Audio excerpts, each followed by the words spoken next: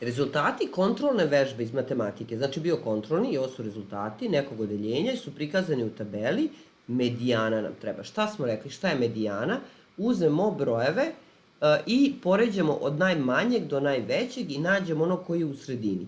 Prosek je kad ih sve saberemo pa podelimo sa koliko ih ima, a medijana poređaš ih od najmanje do najveće.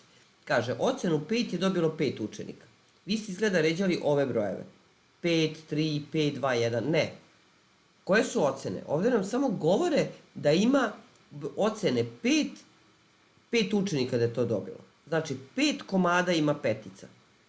Ali krećemo od jedinice. Ima jedna jedinica. Evo je.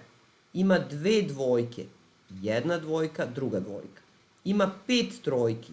1, 2, 3, 4, 5 trojki. 3 četvorke. 1, 2, 3. I 5 petica. 1, 2, 3, 4, 5. Ovi su dobro uradili kontrolnog, ok. Šta je medijana? Tražimo koju u sredini. Kako? Sklanjamo ove koji su na početku i na kraju. Evo, samo malo. Skloni se, po jedan. Pa onda drugi od nazad se sklanja. Pa treći od nazad se sklanja. Pa četvrti od nazad se sklanja. Pazite se, ne zbunite. Pa peti od nazad se sklanja. Pa šesti od nazad se sklanja. Sedmi i ostali su 3 i 4. Ako ostane jedan broj, on je medijana. Ako ostanu dva broja, tražimo im prosek. Tražimo prosek trojici i četvorci, 3 plus 4 kroz 2, to je 7 kroz 2 i to je 3,5. Medijana je 3,5.